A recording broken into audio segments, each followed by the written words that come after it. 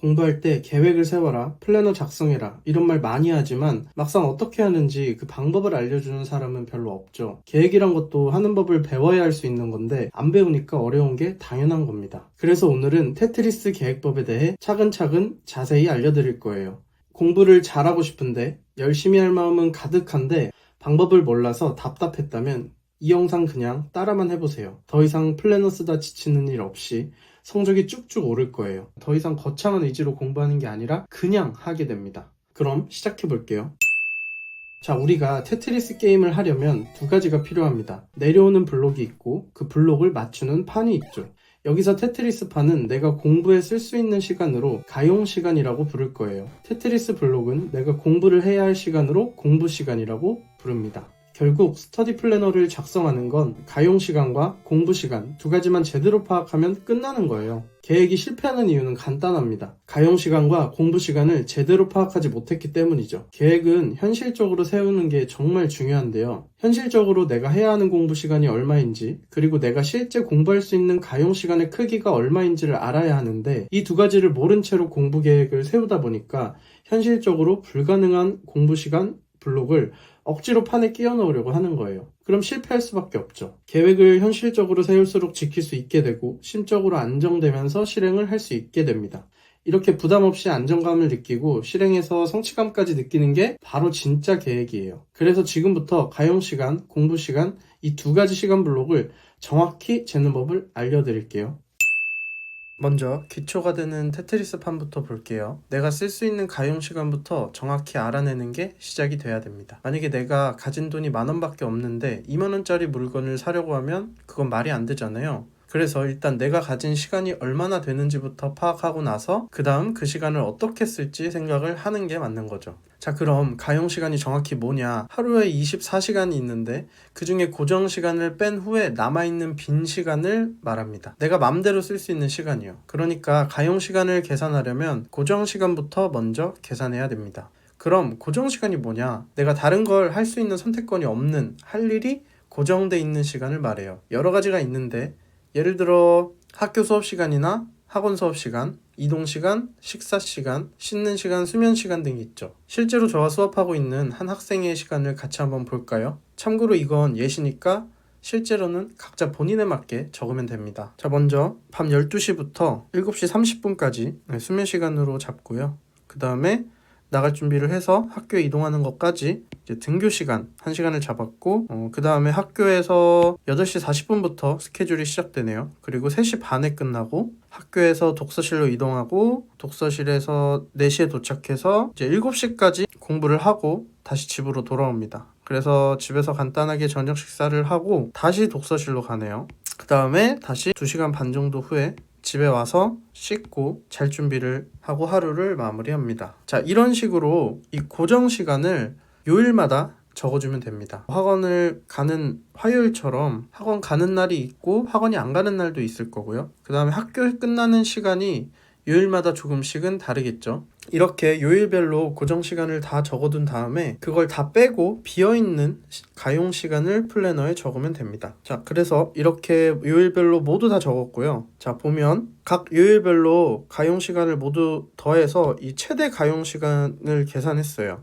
그래서 이 요일별 최대 가용 시간을 모두 더하면 31시간이 나오네요. 그럼 이 친구는 정말 최대로 노력했을 때 일주일에 31시간을 공부할 수 있다는 얘기입니다. 자, 물론 이 시간을 매주 항상 공부하는 게 아니에요. 사람이 항상 전속력으로 달릴 수는 없잖아요. 그 대신에 한계 범위를 파악해 놓는 거예요. 뭐 시험 기간이거나 아니면 어떤 일이 생겨서 공부를 못해서 추가적으로 나중에 시간이 필요할 때 어디까지 내가 활용할 수 있는지를 알아야 하니까요. 자, 그리고 여기 전체를 보면 아직 중요한 거를 하나 얘기 안 했어요. 그건 바로 여유 시간인데요. 자, 여기 보면 일요일에 시간이 비어 있죠. 그리고 최대 가용 시간 아래 평소 가용 시간이라는 게 하나 더 있어요. 이게 일부러 여유 시간을 확보해 놓는 겁니다. 이게 진짜 중요하거든요. 이게 있어야 이 계획이라는 걸 꾸준히 실천하고 공부가 지속이 가능해집니다. 자, 왜 그러냐면 우리는 당장 내일 하루도 어떻게 될지 모르는 게 현실이죠. 우리는 할 수 없는 것이 아니라 할 수 있는 것에 집중해야 되고요. 그래서 모든 걸 예측할 수 없다는 사실은 우리가 바꿀 수가 없어서 그걸 인정하고 대비책을 세우는 건데, 그게 바로 여유 시간입니다. 자, 그럼 좀 더 구체적으로 우리가 예측할 수 없는 변수가 어떤 것들이 있을까 생각을 해보면, 학교 수행평가 같은 어떤 이벤트가 생길 수 있겠죠. 가족 모임이 잡힐 수도 있고, 아파서 공부를 못할 수도 있고, 학교 행사가 있을 수도 있고요. 그리고 아직 설명은 안 했지만 뒤에서 배울 공부 시간을 우리가 정확히 파악할 수 없는 것도 큰 변수인데요. 공부 시간은 1분 기록이라는 걸 통해서 파악하는데, 이건 정확할 수가 없습니다. 상황에 따라서 크게 변할 수 있어요. 예를 들어 오늘은 수학 문제를 10개 푸는데 1시간이 걸렸지만 내일은 어떤 어려운 문제 하나를 고민하느라 2시간이 걸릴 수도 있습니다. 그래서 이런 변수를 대비해서 여유 시간을 무조건 확보해야 하는데, 이 여유 시간에는 두 가지가 있어요. 주말 여유 시간과 하루 여유 시간. 이 두 가지는 아주 간단하지만 아주 효과적입니다. 먼저 주말의 경우 일주일 중에 하루는 무조건 비워두라고 얘기를 해요. 토요일이든 일요일이든 상관은 없고 일주일에 하루만 비워두면 됩니다. 분명 6일 동안 계획했던 것 중에 못하는 일들이 많이 생길 거예요. 그럼 이 주말 여유 시간을 이용해서 처리하면 됩니다. 그 다음 하루 여유 시간은 하루 중에 일부러 한 30분 정도를 비워두는 건데요. 그래서 우리는 최대 가용 시간이 아니라 이 평소 가용 시간을 기준으로 공부 계획을 세울 거예요. 공부를 하다 보면 집중을 위해서 휴식이 필요할 수도 있고, 생각보다 공부가 오래 걸리기도 하는데 미리 확보한 여유 시간을 통해서 만회할 수가 있겠죠. 그러면 심리적 부담이 줄어드는 효과가 있습니다. 계획을 실패하고 그만두게 되는 이유가, 보통 계획한 것보다 공부가 실제로는 더 오래 걸려서 시간이 부족하다고 느끼고, 거기서 오는 부담감 때문에 지속하기가 어려워지는데요. 심리적 부담이 줄어들면서 지속 가능성이 높아지는 원리죠.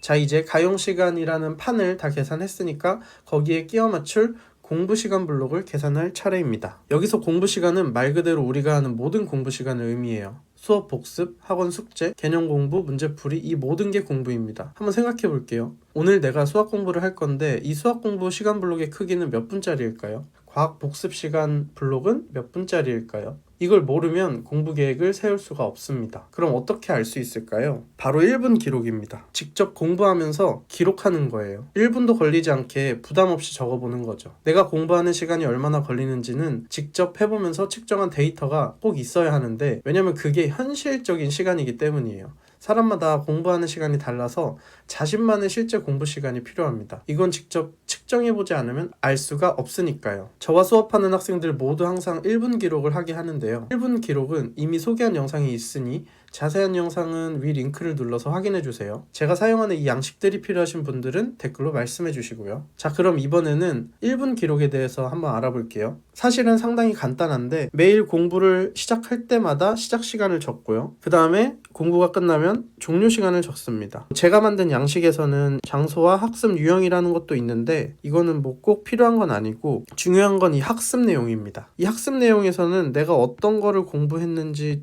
좀 구체적으로 내용을 적어줘야 돼요. 자, 예를 들어서 내가 지금 수학센 101, 102페이지 이렇게 2페이지를 풀었는데 1시간 반 정도가 걸렸다. 일정 시간 동안 내가 일정량을 공부하는데 시간이 얼마나 걸리는지를 잴 수 있어야 됩니다. 이렇게 기록하는 게 할 때마다 1분도 걸리지 않는 아주 간단한 거지만, 한 2주 이상 기록을 하다 보면 충분히 의미 있는 데이터가 생길 거예요.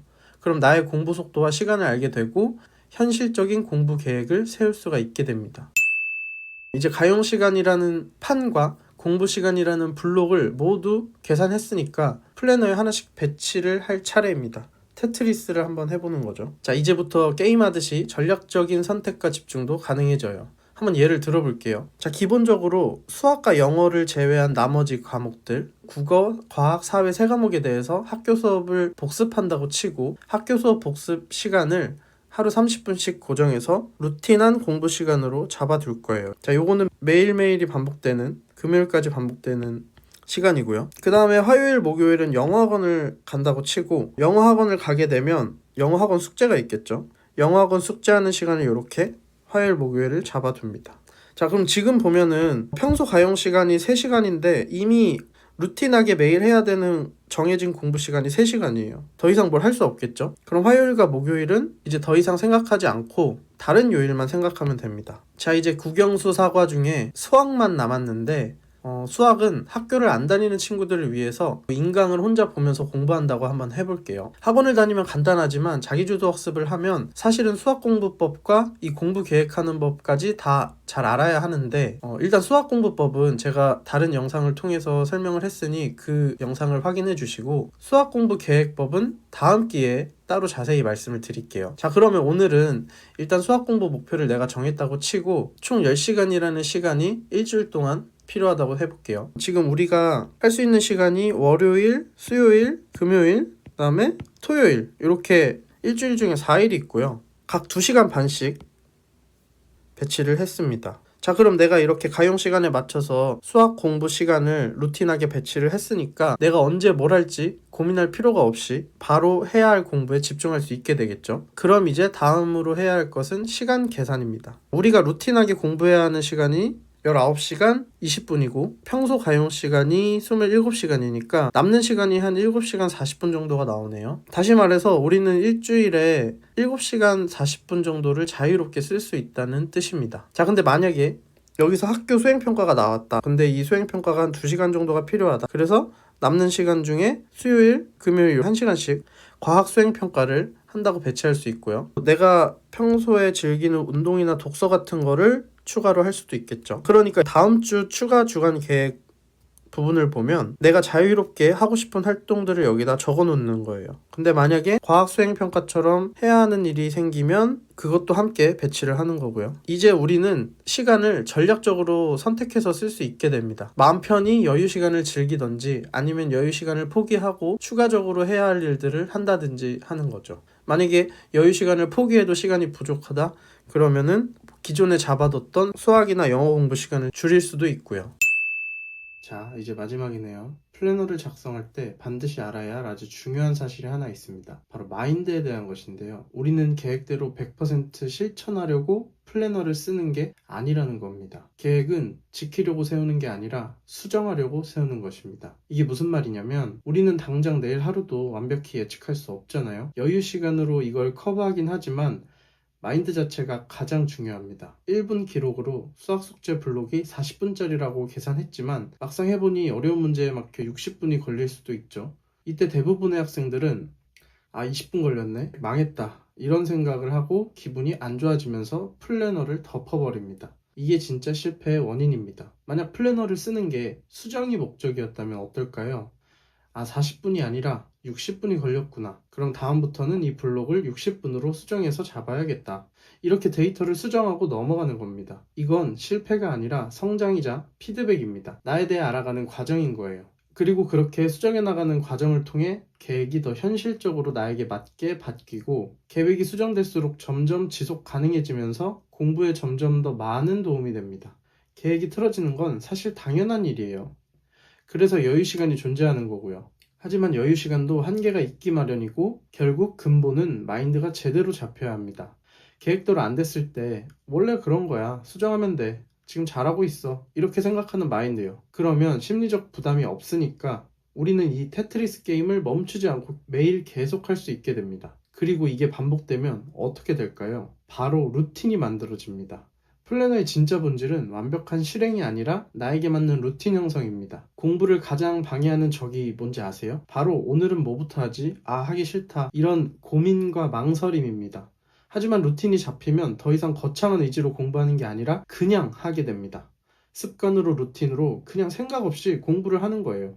테트리스 계획법은 그 고민의 시간을 없애고 여러분의 공부 에너지를 낭비 없이 쓰게 해주는 가장 강력한 도구 중 하나입니다. 자, 오늘 테트리스 계획법에 대해서 알아봤는데요. 핵심만 마지막으로 다시 정리해 볼까요? 자, 첫 번째, 고정 시간을 빼서 가용 시간판을 계산한다. 두 번째, 1분 기록으로 공부 시간 블록의 크기를 잰다. 세 번째, 가용 시간판에 공부 시간 블록을 배치한다. 네 번째, 주간, 일간, 여유 시간은 반드시 확보한다. 그리고 마지막으로 가장 중요한 건 계획은 수정하면서 나에게 맞는 루틴을 만드는 게 최종 목표다. 자, 마지막으로 영상에서 보여드린 양식은 자동으로 계산을 해줄 수 있게 제가 만든 양식인데 이게 필요하시면 편하게 댓글로 남겨주세요.